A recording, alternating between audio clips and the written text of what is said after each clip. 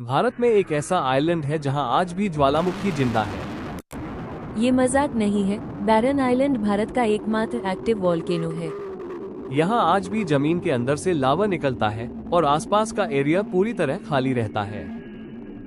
इस आइलैंड पर रहना लगभग इम्पॉसिबल है क्योंकि eruption कभी भी हो सकता है। क्योंकि eruption कभी भी हो सकता है, मतलब भारत में भी ऐसी जगह है जहां नेचर फुल डेंजर मोड में है, नो माउथ फेस। ऐसे फैक्ट्स रोज चाहिए तो फैक्टोग्राम को फॉलो करो।